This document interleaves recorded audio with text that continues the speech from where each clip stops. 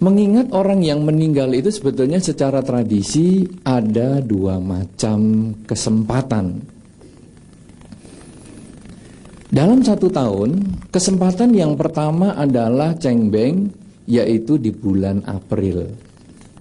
Bahkan kadang-kadang orang menetapkan cengbeng tanggal 5 April, 5 bulan 4.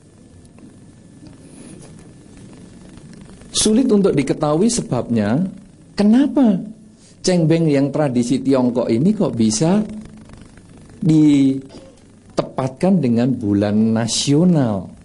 Tetapi oke lah, yang kita ketahui adalah 5 bulan April. Kemudian tradisi yang lain untuk memperingati orang meninggal adalah pada bulan Juli. Kalau ini pakai perhitungan Imlek, yaitu bulan 7 tanggal 15 Imlek. Itu kira-kira nanti jatuhnya Agustus, sekitar bulan Agustus atau September.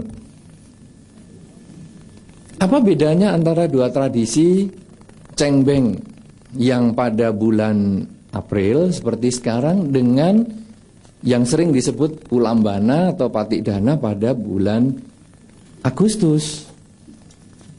Kalau cengbeng ini cenderung pada orang yang kita kenal. Jadi kita berkunjung pada keluarga kita.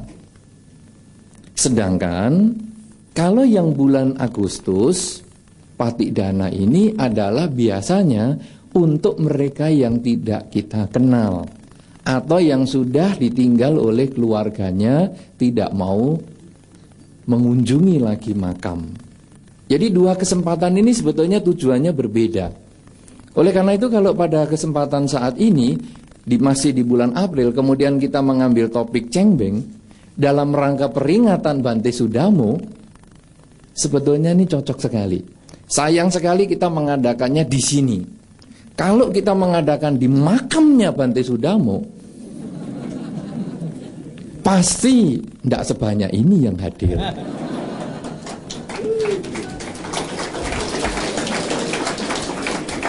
Kenapa? Karena jalannya aja baru mau dibuat. Ya, tadi sudah saya lihat ada jalan yang seperti itu. Nah, nanti kalau mungkin sudah 3-4 kali atau 3-4 tahun seperti ini, mungkin jalan ke makam Bante Sudamo sudah lancar. Wah, Anda nanti bisa kita pindah acara di sana, mengadakan cengbeng di sana. Mau kan saudara-saudara? Ya, mau ya? Ya, baik. Nah, saudara, sekarang berarti cengbeng yang sekarang kita fokuskan. Jadi tadi kita melihat dalam 1 tahun ada 2 kesempatan tradisi, yaitu cengbeng dan Patikdana. Sekarang kita fokuskan. Cengbeng adalah untuk memperingati mereka yang kita kenal. Mungkin di antara kita ada yang kepingin tahu riwayatnya. Bagaimana kok ada cengbeng? Atau Anda sudah tahu? Sudah tahu ya? Belum? Jadi kalau Anda pergi ke kuburan sembahyang, selesai pulang, belum tahu kenapa bisa begitu. Ada beberapa riwayat tentang cengbeng, sumbernya banyak, tetapi saya pada kesempatan ini akan memberikan satu sumber saja, tidak semua. Cengbeng ini sebetulnya ditradisi pada satu ketika. Ada seorang raja yang ingin mencari makam orang tuanya. Jadi sebetulnya cengbeng ini adalah dulunya tradisi orang agak bingung, tapi pandai. Bingung tapi pandai. Kenapa demikian? Karena pada zaman dulu, pada umumnya raja itu adalah berdasarkan turun-temurun. Jadi kaisar di Tiongkok punya anak, anaknya siapa ini yang diangkat jadi raja, ini diangkat jadi raja. Tapi juga ada satu kesempatan raja itu dipilih, kalau mungkin ada suksesi atau semacam apa, dipilih dari orang yang menteri yang hebat atau perdana menteri yang baik. Untuk menjadi perdana menteri atau menteri yang bagus, ini biasanya dia melewati banyak tataran. Pada satu kesempatan dulu ada seorang calon raja yang berasal dari sebuah desa. Tapi Tapi bukan seperti satu lagu dari sebuah desa berbekal gitar tua. Lagu apa itu Pak Yani ya? Bimbo ya? Wah, Anda kok hafal sekali. Masih zamannya itu. Pada waktu itu ada orang yang pandai dari sebuah desa, kemudian dia ikut ujian. Ujian negara untuk mencapai gelar kesarjanaan tingkat lokal. Kemudian dia lulus. Lalu dia tingkat yang lebih besar. Kalau tadi mungkin tingkat kampung, sekarang mungkin tingkat kecamatan. Kemudian mulai nanti tingkat provinsi, dia masih tetap lulus. Kemudian dia tingkat negara, ujian negara di ibu kota, dan akhirnya dia lulus. Kemudian dia bekerja di ibu kota mulai dari pangkat yang rendah, naik, dan dia tidak sempat tengok orang tuanya yang di kampung.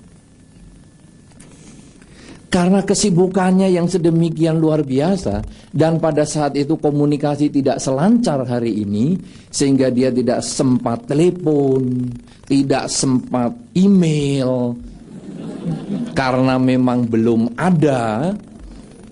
Lalu orang ini terus aktif di dalam karirnya sampai dia menjabat sebagai raja. Satu ketika dia setelah menjadi raja, dia kepingin pulang dan kepingin menjemput orang tuanya ke istana. Lalu dia pulang. Ketika pulang, mana orang tua saya? Sudah meninggal. Wah, meninggal. Kuburannya di mana? Itu di kuburan desa. Tapi mana kuburannya? Nggak tahu lah, kamu kan di istana terus, kamu nggak ada yang ngerawat lagi kuburannya. Sekarang gunduan-gunduan tanpa nama ini banyak. Nggak ada istilah kita apa ya, bongpainya begitulah. Nggak ada ini kuburan yang demikian hebat. Jadi bagaimana sekarang? Raja yang tidak tahu kuburan orang tua ini bingung. Gimana caranya mencari kuburan orang tuanya? Kemudian orang yang bingung ini punya akal. Dunia ini kalau ketemu orang yang punya akal, lancar semua. Asal jangan akalnya untuk ngakali. Bagaimana ini si raja? Dia mengatakan begini, karena saya raja toh, saya punya hak untuk memerintah, punya kekuasaan untuk memerintah. Bahwa pada tanggal sekian bulan ini, semua kuburan harus dibersihkan oleh anak turunnya. Dan kuburan yang sudah dibersihkan dan dikunjungi dan sudah disembayangi harus diberi tanda. Tempelkan kertas. Biasanya itu dulu kertasnya panjang. Ya, ada yang dulunya pertama ditempelkan di bambu begitu, tempelkan. Ya, Anda ngalami yang itu enggak? Atau Anda hanya ngalami kertas yang diletakkan di atas kuburan? Ya, hanya ngalami yang itu ya, kertas yang panjang itu loh, seperti kertas dedak itu. Ya, memang dulu namanya kertas dedak toh? Kertas merang, oke lah kertas merang. Ya, itu ditempel di situ. Dulu ditindih batu. Tapi aslinya itu sebetulnya dulu ditempelkan, kertas merangnya ini ditempelkan di sebatang bambu. Nah, kemudian rajanya setelah memerintahkan pada tanggal sekian bulan sekian kuburan semua dibersihkan dan diberi tanda, maka 2 hari kemudian dia datang ke kuburan desa. Dia lihat, wah kuburan semua bersih. Dia lihat di tempat ini semua ada tandanya. Dia lihat di sebelah sana ada tandanya. Dia lihat di pojok sana ada tandanya. Dia lihat di pojok sana, loh, kok ada kuburan belum diurus? Ini kuburan orang tuaku. Gampang sekali kan? Semua orang bersihkan, itu kok tidak dibersihkan? Berarti kuburan orang tuaku. Sudah langsung dibikin kuburan yang bagus, selesai. Dan sejak itu menjadi tradisi, tiap cengbeng datang ke kuburan, bersihkan kuburan, sembayang di sana.